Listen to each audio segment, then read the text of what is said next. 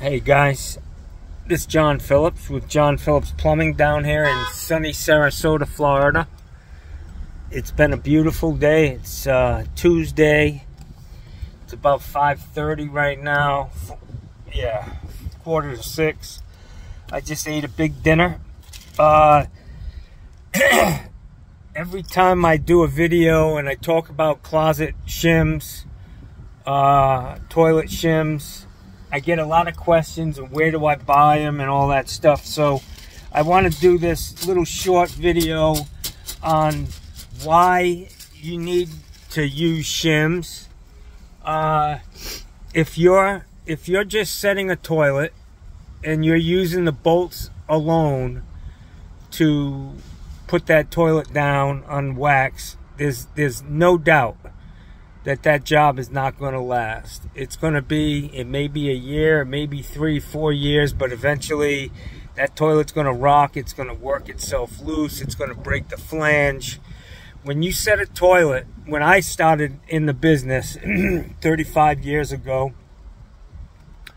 1988, we didn't have closet shims like these. We didn't have these. These are from Braxton. I don't have my glasses on, but hang on, let me get the name of that for you. Braxton Harris Company Incorporated, plastic wedges, and you can see that they're, I believe the measurements are 1 3/8 long by 3/8 wide by 3/8 thick. And when I first started plumbing, we always use lead to shim a toilet. You know, it's critical. You can't have a toilet that's rocking. And the toilet itself is imperfect. The floor surface, the tile, everything's imperfect.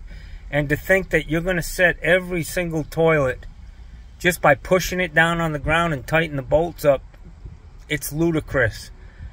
The professional way to set a toilet is actually, my boss, when he taught me, I'd have to shim it and level it first and then carefully lift the toilet up, not moving the shims, put the wax down, and then reset the toilet on top of those shims so that once it's set down, it was level, and that's where it went. You tighten the bolts down a little more than, you know, you use a nut driver and you don't crank them down.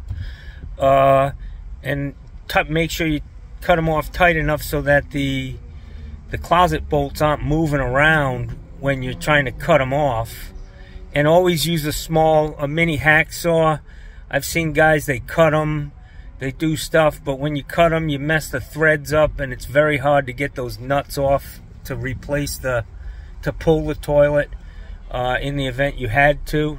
Maybe not because the wax seal is gone, but because, you know, you're jetting the house or whatever the case may be. Sometimes you have to pull a toilet.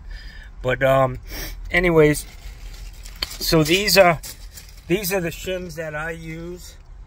I think Jones Stevens makes them or has them. There's a lot of, they're all the same. They just got a different manufacturer's name on them.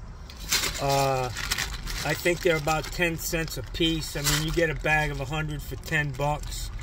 And you can cut off a little bit and put them back in your bin and reuse them if you got one that's way off the floor. But you need to caulk that toilet, man. I mean, I was always taught to caulk a toilet, and I hear about people saying, well, if it starts to leak, and I got, you know, the problem, it won't start leaking, man. I literally have plumbed thousands of houses, and I can't remember ever having to go back because I had a toilet that was loose at the base. As a matter of fact, when you caulk the toilet in, you could come back 2 days later and take those bolts out, take the nuts off, and that toilet's not going to move, man. Caulking is an adhesive. And for those guys who say, yeah, well, you're going to rip the tile up, I've been plumbing for 35 years. Only one time did the tile come up, and it came up because the subfloor was soaking wet underneath and it needed to be cleaned up. It would have been a mold issue. So I was always taught shim a toilet, and when you're finished, when you test it out, you caulk it in. You use DAP, tub and tile, or kitchen caulking, and you use a sponge, you know, to wipe it clean. Use your finger, push it in there, wipe it clean, and rinse. Make sure you rinse your sponge out. These are the sponges that I buy from Home Depot. They're huge grout sponges, real nice. And what I do is I cut them in half, so I basically have 4 sponges instead of 2, because you don't need them that big. I am doing this video on my phone in a parking lot. I just ate. So I want to show you the knife that I use to cut these shims. And it's funny because Hyde used, this is the knife that I use. It's a Hyde stiff putty knife. And I just bought these the other night off of Amazon. I got 5 of them in the mail the next day. Where are you? I got 5 of them for 30 bucks delivered to my house. And for some reason, I don't know what it is, but these just work better than any other putty knives on the market. You know, the Huskies and all the stuff they sell at Home Depot, they just don't cut them right. It's only 1.5 inches wide. Maybe that has something to do with it. But I really don't know where this lens is on the camera. But anyways, these things are great, man. Hyde, and you can hammer on the end of them with no problem. And that's what I use. So I hope you learned something. I hope you give it a try, man. If you're not shimming toilets, at least try it out, man. For 10 bucks, you'll find that it's so easy and problem-free to set a toilet using shims, man. Don't be so particular about getting it, you know, dead level. My thing is get it set down and not rocking. I've never had anybody call me and say, hey, you know, my toilet's you know, a little out of level. I can tell by my ass, you know. It's just not going to happen. So my thing is get it down on the floor, and then it's like legs on a chair, man. Put these shims in, at least 4 of them, and it's like a chair that's rocking. You know, you put some cardboard under it, it stops rocking. Same theory, man. But anyways, I hope this helped you. Give them a try, man. Ask your supplier to bring them in if you can't find them, or just buy them online. I've gotten them from Amazon. I've gotten them from supplyhouse.com.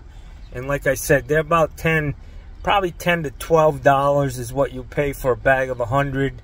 And they just make your job, make it a professional job, man. When you squish the wax down on a toilet, you can't be rocking that toilet, because wax does not spring back, man. When you set a toilet, you're trying to get a watertight and gas-tight seal. So if you're rocking it all over the place and wiggling it, man, you're not doing it right. It's simple as that. There's only one way to do it right. It's like soldering. You got to do certain things and you'll be able to solder. If you're not doing those things, you're not going to be able to solder. Same with a toilet. You know, there's one way to put it down right. You got to set it down level, push it down, and don't move it, man. Grab your shims and shim it, and then tighten the nuts down. Tight enough, not cranking them, because that's when you break the airs off of the closet flange. And make sure you caulk it in, man. That adhesive is very good. Don't overdo it.